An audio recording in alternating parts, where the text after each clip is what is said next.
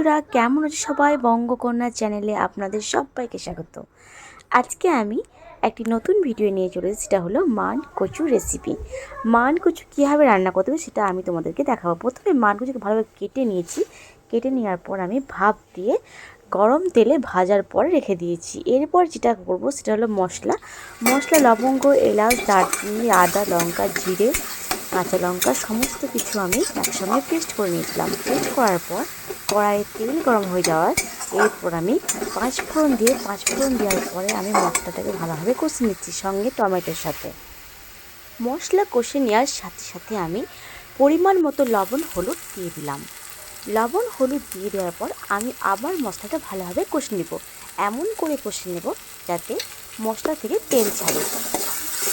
ঠিক এইভাবে দেখো বন্ধুরা, মশলাটা আমি খুব ভালোভাবে কষে নিচ্ছি। মশলা কষা আমার পুরোটাই কমপ্লিট। এরপর আমি যেটা দেবো সেটা হলো ভেজে রাখা মানকচু। দেখো আমি লাল লাল করে খুব ভালোভাবে ভেজে নিয়েছি।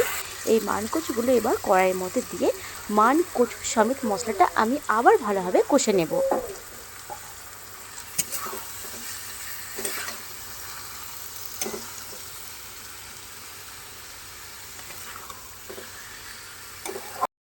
মান কচু সমেত মশলা আমি খুব ভালোভাবে কষে নিয়েছি।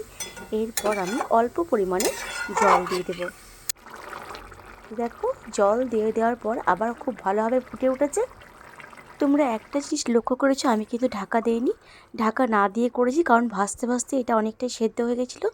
এরপর মান কচু রেসিপি খুব ভালোভাবে মাখো মাখো হয়েছে। তোমরা দেখতেই পাচ্ছ কড়াইয়ের মধ্যে একদম গা লাগা লাগা হয়েছে।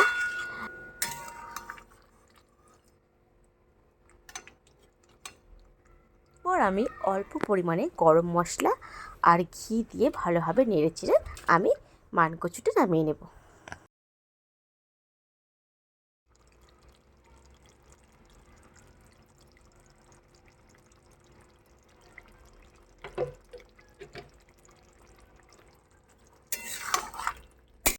সামান্য পরিমাণে একটু লঙ্কার আচার দিয়ে দিলাম যাতে করে গলা যাতে না ধরে সেই জন্য। তো দেখো আমার পুরো মানকচু রেসিপি রেডি। তোমাদেরকে দেখাচ্ছি ভাতের সঙ্গে মাখিয়ে খেতে কেমন লাগে।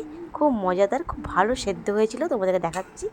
এবং খুবই খেতে টেস্টি হয়েছিলো। আশা করছি তোমাদের এই রেসিপিটা খুব ভালো লাগবে। তোমরা প্লিজ বাড়িতে ট্রাই করবে এবং ভালো লাগলে প্লিজ কমেন্টে জানাবে যে রেসিপিটি কেমন হয়েছে।